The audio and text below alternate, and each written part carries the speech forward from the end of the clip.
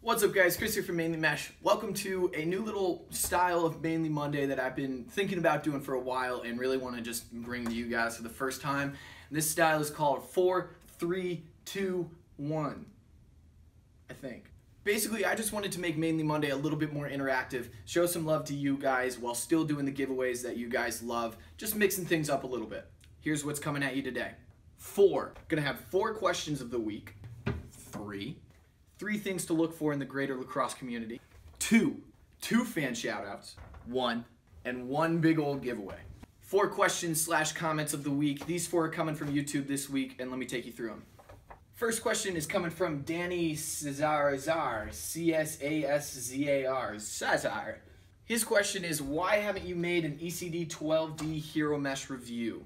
Funny you ask that. I had actually been super excited about doing this whole goalie series where I was bringing in a bunch of high school goalies. We have some incredible goalie talent in the state of Maine out of nowhere. You know, we're definitely middle of the pack as far as overall talent goes, being a smaller market, but we have some outstanding goalies, and I wanted to bring each of them in and have them kind of demo all 3, 4 types of meshes between Throne 12D, Grizzly 1S and 1X, and also the ECD semi-hard, semi-soft, and really have them give you their opinion. Since I'm not a goalie, I thought it'd be best to hear it from their mouths. I whipped up 1 or 2 of those videos, and unfortunately I started to realize that this was probably borderline an NCAA violation, and although they're not in the NCAAs yet, some of them are planning on doing that, so I didn't want to jeopardize any of their eligibility.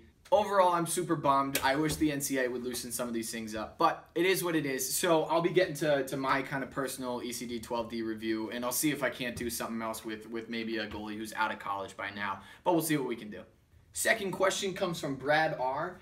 Where did I get those sick wall decals? You mean these sick wall decals?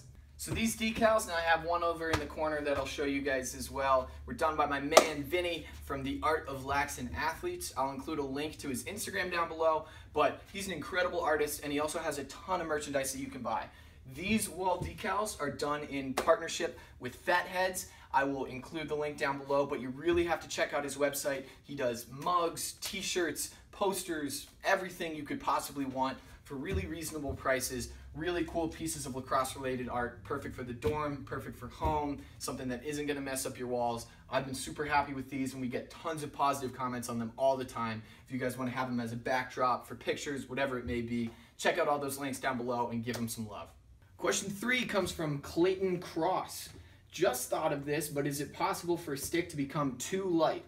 I mean, think about it. What do you think you could throw farther, a wiffle ball or a baseball? Want to break down the physics of this real quick for you. So the reason a wiffle ball can't be thrown as far as a baseball has a lot to do with air resistance and the drag that the air causes as you're throwing such a light object that also has holes in it. As you can imagine, if you've ever played with one of those more solid wiffle balls, it doesn't have the holes in it. You can throw it a little bit farther, but the weight does have a little bit more to play. But most of that is due to wind resistance. Also, keep in mind that after you throw the wiffle ball or baseball, there's no more force acting on it, right? You're not pushing it throughout the entire motion as you are a lacrosse stick. Therefore, when talking about stick speed or head speed, you can't necessarily have too light of a lacrosse stick because you aren't increasing the surface area, you aren't increasing the air resistance on the stick. It's not something where that air resistance is going to become more intense as the stick gets lighter. It's that resistance, that friction is a constant. That doesn't necessarily mean a stick can't be too light though. As I've talked about before, and I'll link you to a video I did on shaft balance a while back, I definitely think there is kind of a fine balance between having a stick that's too light and too heavy. Where that kind of comes into me, I do wonder is if you had a lighter, super light stick, whether that would make your short passes a little bit more inconsistent. I don't know if that has any merit to it, but that's one of my thoughts. My other concern has to do with ball retention. So I do think if you have too light of a shaft and your stick is too top heavy, then it's too inclined to lay horizontally or flop around and the ball could actually pop out a little bit more. Like I said, I'm not sure if I'll ever be able to prove that scientifically with any, concrete data behind it, but those are my opinions. Question number 3 comes from Nawas, N-A-W-A-S. He asks, if I use the field pattern on a long stick, what would be the difference in throwing, cradling, etc.? The only real differences between our LSM patterns and our field patterns has to do with a little bit of whip and also how the pocket is channeled.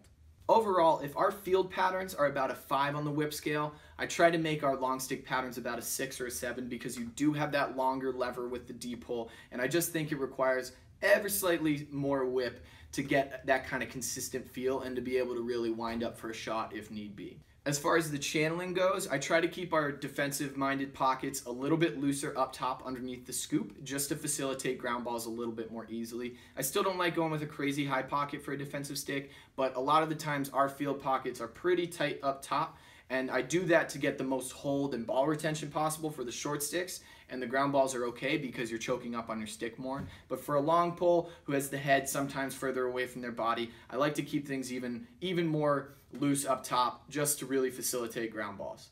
Fourth and final question is coming from Giorgio D'Angelo. His question is, how much wood can a woodchuck chuck if a woodchuck could chuck wood? 5. Duh. Now we're on to 3 cool things to look out for this week in the world of lacrosse. First cool thing is my man Energy Lax, a really awesome young guy doing some really cool stick tricks, is doing this kind of 13 around the world stick challenge thing. I'm gonna hopefully work on my submission throughout the course of the week, but this is something you should keep an eye out for. Basically, he's tagging different friends and challenging them to do 13 around the world catches in a row, posted on Instagram. I just love seeing this stuff fly around. Let's try to help make it go viral.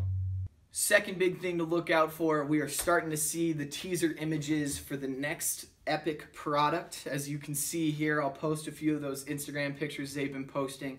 I won't completely spoil the surprise. You guys should definitely be able to figure out what it is, but they've announced the release date of this new product, and they're also doing some really cool little informational posts regarding the technology to hopefully help explain to you guys what the quality is that goes into their work and their commitment to overall quality in general.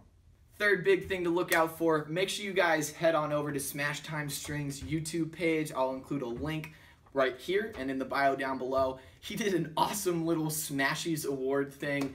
Really funny, really cool concept, trying to kind of bring the whole Instagram lacrosse community together. I thought it was really funny, and I think it's something we should show some support, and hopefully he does it in the future. I think if we kind of join together, we could make it a really cool kind of virtual award show. I was proud enough and lucky enough to be selected Mesh Stringer of the Year, so thank you guys all for your votes, as well as thank you to my man David for his selection. But really cool stuff. Make sure you guys check out all the videos, see who won the awards this year, and make sure you comment over there saying if you thought someone got gypped, if you thought someone deserved it more, or congratulating the winners if you thought they were the most qualified candidates. Now we're on to 2 fan shoutouts. First fan shoutout is to my man Clutch Fanatic 37, who commented on our butt ends grip review saying, "Chris, you're my favorite." Thanks. Our second fan shout out this week goes to my man Sam Beal. He sent me this letter all the way back in October, and I never really got to give him the love it deserved, but we're starting to get our little words of kindness sent to us up on the wall, trying to improve it. Not quite at East Coast Ice level yet, but Sam said some really nice things. He's from East Tennessee near the Smoky Mountains. He said lacrosse isn't super popular where he is, but he's enjoying watching it grow. Said he really enjoyed the 3-dot lacrosse video. Here's a link to that video. Actually, I'll put it over here just so you guys can check it out. One of my favorite videos I've ever made. Just really appreciate all the kind words. Include his awesome signature down below. But thanks so much for sending this love. If you guys want some free Mainly Mesh stickers, I will give you 3 Mainly Mesh stickers. If you guys send me a self-addressed envelope with a stamp on it, I will throw those in, send it right back to you guys. Always appreciate the fan mail. This is something I should have been doing for a long time. But if you guys send me the self-addressed letter to our address, which is 1173 Riverside Street in Portland, Maine, 04103. I'll include that in the bio down below. Send me one of those self-addressed envelopes. I will send that thing back to you. Make sure you guys put some postage on it. I'm not paying for that. Second and a half fan shout out was a thank you to all the people who stopped by the store this past week. Had some awesome visitors from, I think we had Washington, Portland, Oregon, New Jersey, Connecticut, Virginia, Texas.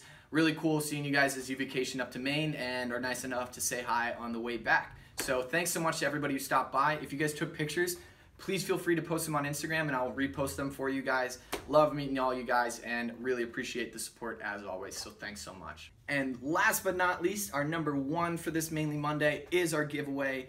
Continuing the spirit of this new Epoch launch, want to give away some cool Epoch swag with some Mainly Mesh touches to it. So I'm going to be giving away this baby blue Epoch snapback that I look so good in. This is the proper way to wear a snapback, right? like bill up, take my lunch money.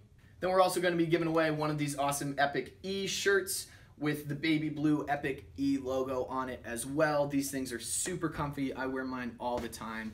They are available for purchase on our website, but I mean, why buy it when you could get one for free, am I right? All you have to do to enter this giveaway is place a comment down below as well as like this video. I will double check to see whether or not you like this video. But comment anything down below. You can either say, Chris, what's up? You can tell me what you'd like to see in future Mainly Mondays, future videos you'd like me to do. I believe I'm running out of our video series on shooting, so any more shooting tutorials or wall ball tutorials that you guys would like to see, I will get right on them. I want to keep all the content flowing to you guys this fall. Overall, thanks so much, guys. If you guys are planning on stopping by the store in the future, please check out our Facebook page, facebook.com/mainlymesh. That's where our hours are most updated. Getting into the fall, that's when I usually travel a bunch, try to meet some new people. The store hours are a little more up and down, so make sure you guys are checking it out there. I'll also try to update the hours as much as possible on our voicemail, on our phone, which you can find on our website as well. It is not my personal cell phone, so texting it, I'm not going to respond. I'm sorry. But thanks so much, guys. Make sure you guys like, comment, subscribe, the usual. Tell your friends to check us out so we can keep these subscriptions going, keep these videos going. I will catch you guys next time.